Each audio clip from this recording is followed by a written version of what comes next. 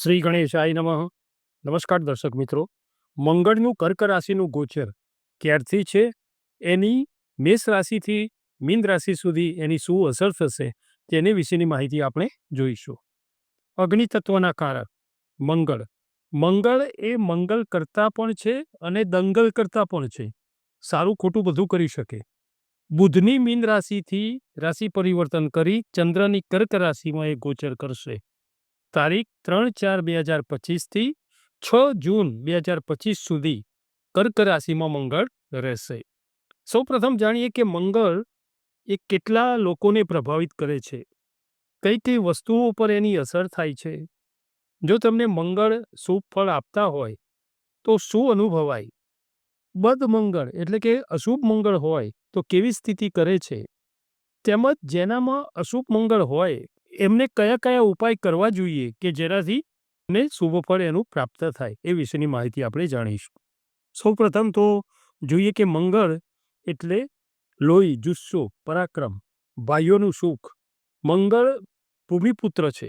આપણે મંગળની ઉત્પત્તિ તેમજ તેમનો કઈ કઈ ચીજો ઉપર પ્રભાવ છે મંગળનો તે વિશેનો વિડીયો આપણે આના પહેલા કર્યો. શુભ મંગળ તમને ભૂમિ સુખ આપે. તમે શુભ મંગળ હોય તો કયા કયા સુખ તમે મેળવી શકો? સૌથી પહેલું તો પોતાના નામે મકાન, જમીન આ બધું હોય. ભૂમિ સુખ આપે, મકાનનું સુખ આપે, ધન સુખ આપે, પુત્ર સુખ. આ બધી કામનાઓ જે તમારી છે એ પૂર્ણ કરે. મન ઈચ્છિત કામનાઓ જે છે ને એ મંગળથી પૂરી થતી હોય છે. શત્રુઓ પર વિજય અપાવે, સારી વિદ્યા તમે મેળવી શકો, ઐશ્વર્યની પ્રાપ્તિ કરાવે.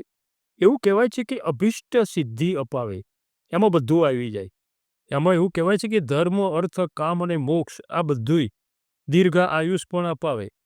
આ બધું મંગળથી શુભ ફળ પ્રાપ્ત થતું હોય છે. જેનો મંગળ સારો હોય અને આ બધું સારું જોવાય છે. હવે જોઈએ કે અશુભ મંગળ, બદ મંગળ હોય તો કેવું અનુભવાય? તો સૌથી પહેલું તો નાની નાની વાતે ગુસ્સો, ક્રૂર વિચાર, સારા વિચાર જ ના, ઉતાવળિયો નિર્ણય, કુટુંબમાં ક્લેશ, કટુભાષી, જે બોલે ને કડવું જ બોલે, ધનની કમી, પૈસાની કમી રહે, નાની નાની વાતનો ગુસ્સો, વાદ વિવાદ થઈ જાય, લડાઈ ઝઘડા ટંટા, આ બધું, નિરાશા, આંખના ખૂણામાં લાલાશ રહે, અતિશય કાળી મજૂરી કરાવે, હતાશા, ઋણી બનાવે, પૈસાનું ઋણ વધી જાય, કર્જ વધે, મિત્રો સાથે સંબંધો બગાડે, એમાં ખામીઓ શોધવરાવે, પારિવારિક સંપત્તિમાં પણ ઝઘડા કરાવે. આ મંગળ જે છે ને તમારી કુંડળીમાં જુઓ 1, 4, 7, 8 અને 12. ફરીથી કહું, તમારી કુંડળીમાં મંગળ 1, 4, 7, 8 અને 12મા સ્થાને હોય તો લગ્નમાં પણ વિલંબ કરાવે. અમુકોને તો અધવચ્ચે બ્રેકઅપ પણ કરાવે. આ બધું મંગળથી અમુક વખતે થતું જોવાય છે. એનું આ અશુભ ફળ હોય છે. તો આ બધું બદ મંગળ એટલે કે અશુભ મંગળનું ફળ હોય છે. આપણે જોઈએ કે મંગળ કેટલા લોકોને અસર કરે. તો કહેવાય છે કે કુંડળીમાં મંગળ 1, 4, 7, 8 અને 12મા સ્થાને હોય ને તો આ મંગળને પ્રભાવિત કરે છે. એ સિવાય પણ મંગળની 4મી, 7મી અને 8મી આ દ્રષ્ટિ એ પણ પ્રભાવિત કરે છે. એટલે કે તમે જુઓ મોટે ભાગે દરેક મોટા ભાગના સ્થાનમાં મંગળ સારું કે ખોટું ફળ આપનારા હોય છે. એટલે કહી શકાય કે 40 થી 42% લોકો મંગળથી પ્રભાવિત થતા હોય છે, બિલકુલ પ્રભાવિત થતા હોય છે. જેમાં શુભ અને અશુભ ફળ બંને ભોગવતા હોય છે. સારા મંગળથી તમને સારો મંગળ હોય ને કુંડળીમાં તો ખેલકૂદમાં તમે સ્પોર્ટ્સમાં આગળ વધી શકો, એમાં ઉત્તમ ધ્યેય પ્રાપ્ત કરી શકો. એક તમે સોલ્જર, સિપાહી તરીકે યોદ્ધા બનાવે. કેમ કે મંગળ એ લોહીના કારક છે ને એમનો પ્રિય કલર લાલ છે.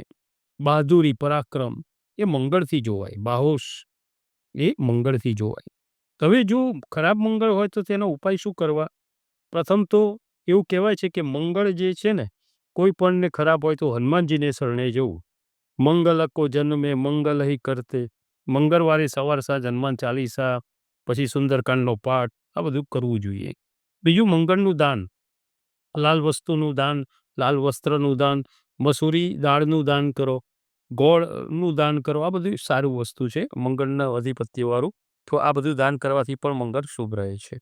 બીજું જોવાય તો જાપ કરવા જોઈએ અથવા કોઈના પાસે કરાવવા જોઈએ. મંત્ર છે એનો બીજ મંત્ર ઓમ ક્રામ ક્રીમ ક્રોમ સહ ભૌમાય નમઃ.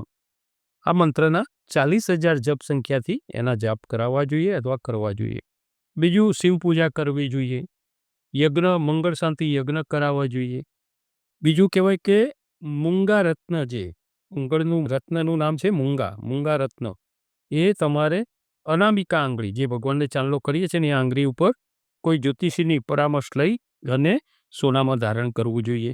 વાદ વિવાદમાં ના ઉતારવું જોઈએ. ખાસ આ એક પ્રયોગ કરી જુઓ, બધી જ રીતે સફળ થવાય.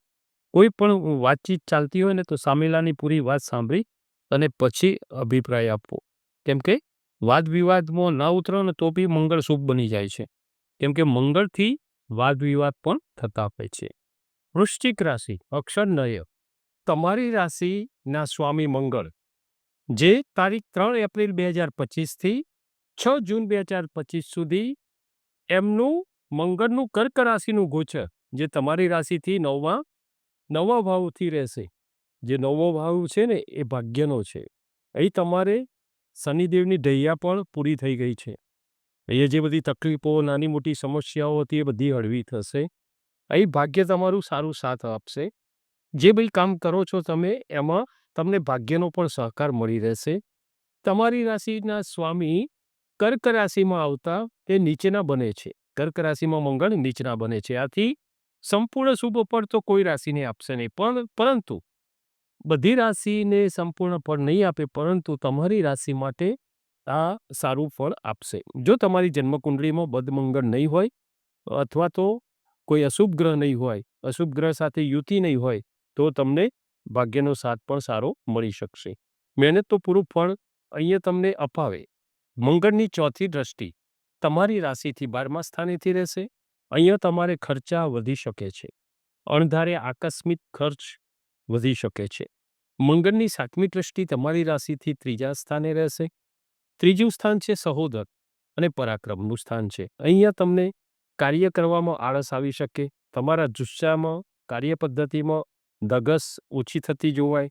કરવા ખાતર કામ કરતા હોય તેવું બને. અહીં તમારે વાણીમાં પણ થોડું નિયમન રાખવું.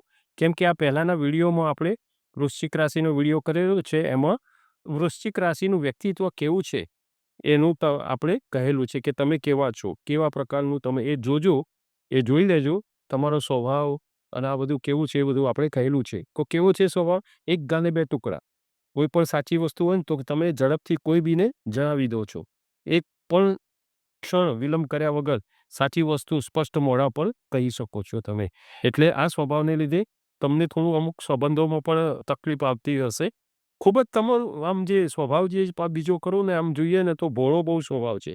અહીં તમારે ભાઈઓથી પણ સંબંધો જે ઉતાર ચઢાવ જે જોવાય એના લીધે અહીંયા વાદ વિવાદમાં ન ઉતર, ઝઘડો ટાળવો. અહીં મંગળની 8મી દ્રષ્ટિ તમારી રાશિથી 4થા સ્થાને રહેશે.